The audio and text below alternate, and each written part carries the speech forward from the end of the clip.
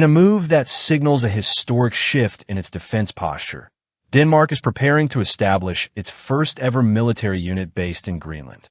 The decision reflects not only Copenhagen's reassessment of its northern responsibilities, but also the accelerating transformation of the Arctic into a contested arena of global competition.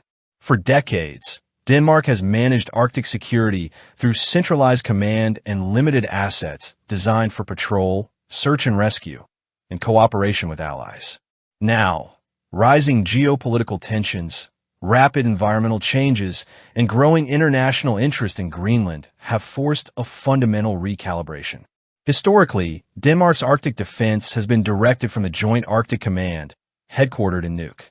This structure coordinated naval patrols, sovereignty missions, and surveillance operations across vast stretches of ice-covered territory.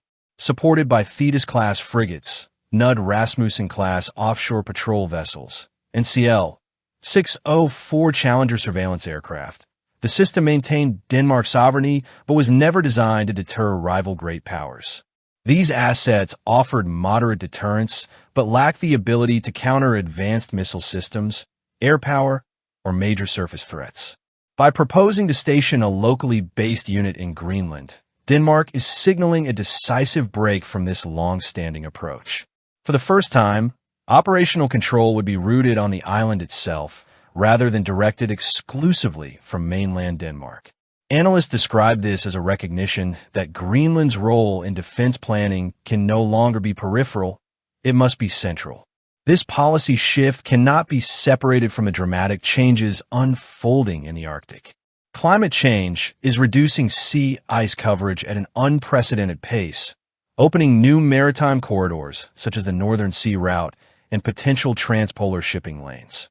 These developments promise to cut transit times between Asia, Europe, and North America by thousands of kilometers. For global commerce, these new routes represent opportunity. For military planners, they introduce risk. Whoever controls or monitors these emerging arteries will wield significant leverage over future trade and power projection. Greenland occupies a unique position in this context.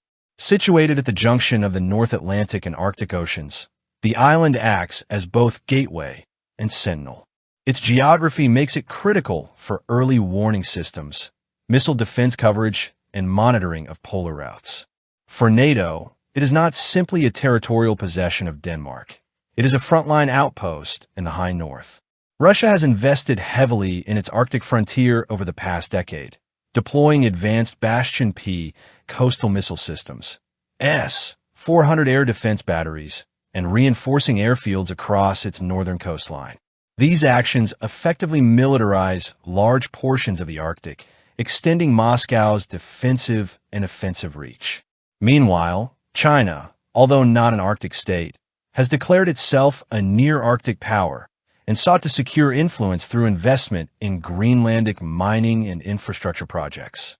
Beijing's attempts to purchase stakes in airports and natural resource ventures raise concerns not only in Copenhagen, but also in Washington and Brussels. The United States, already operating the Thule Air Base in northwestern Greenland, has long viewed the island as critical to missile detection and space tracking systems. The Trump administration's public offer to purchase Greenland, while dismissed by Denmark, demonstrated how highly Washington values the territory's strategic importance. Together, these developments leave Copenhagen little choice but to strengthen its own military footprint. While details remain under discussion, Danish defense planners envision the Greenland-based force as a light infantry unit adapted for Arctic operations. Such a force would likely be composed of Danish soldiers trained in extreme cold weather conditions, possibly supplemented by Greenlandic recruits. Mobility and survivability in harsh terrain will be paramount. Candidate platforms include the Hägglunds BVS-10 armored all-terrain vehicle, already in service with Denmark, which offers reliable movement across snow and ice. These vehicles can be fitted with a range of weaponry, from 12.7mm heavy machine guns to 40mm grenade launchers, providing fire support during patrols. On the infantry level, standard weapons such as the Colt Canada C8 IUR carbine, the M/60 E6 machine gun, and the Carl Gustav recoilless rifle will likely be deployed, ensuring flexibility across missions. To enhance air defense, Denmark may explore the forward deployment of NASAMS, Norwegian Advanced Surface-to-Air Missile System, batteries. These containerized systems are transportable and could be paired with mobile radar units like the Saab Giraffe 1X or Groundmaster 200, extending surveillance across Greenland's vast and under-monitored skies. Future enhancements could include drones, loitering munitions, or even small, uncrewed ground vehicles for logistics and reconnaissance. Air mobility remains another critical area of consideration. Denmark does not currently station helicopters in Greenland, but light platforms such as the Airbus H145M or Leonardo AW169M are under evaluation for utility, medical evacuation, and reconnaissance missions. However, introducing rotary wing assets would require investment in hangars, maintenance, and support facilities, no small undertaking in the Arctic environment. The decision to deploy a Greenland-based unit carries profound political implications. Greenland, while part of the Kingdom of Denmark, enjoys increasing autonomy. Some local leaders see the military initiative as an important step toward greater sovereignty, reflecting a more equal partnership with Copenhagen. Others, however, worry that militarization may come at the expense of investment in infrastructure, education, and economic resilience. If Greenlandic recruits are to be integrated into the new force, Denmark will need to establish specialized training programs and incentives that align with community needs. Without careful management, the initiative risks generating friction within Greenlandic society, where opinions on the role of the military remain divided.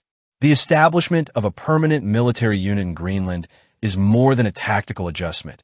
It represents a recognition that the Arctic is no longer a remote periphery, but a central arena of strategic competition.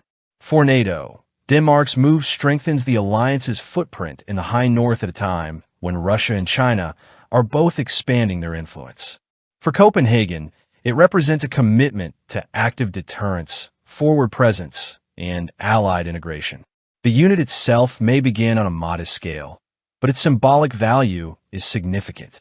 It signals that Denmark no longer views Arctic defense as a passive responsibility, but as an active obligation. As the Arctic becomes one of the most dynamic frontiers of 21st century geopolitics, Greenland is poised to move from the margins of strategy to its center. Denmark's decision to deploy its first Greenland-based military unit reflects a convergence of environmental, geopolitical, and strategic realities. Melting ice is redrawing trade routes. Russia is militarizing its northern flank, and China is maneuvering for influence. Greenland, once considered a remote possession, now stands at the crossroads of global power competition. While the new unit may be small at first, its creation carries outsized implications. It redefines Denmark's defense policy, strengthens NATO's Arctic posture, and underscores Greenland's emergence as one of the most valuable pieces of territory in the world's newest theater of great power rivalry.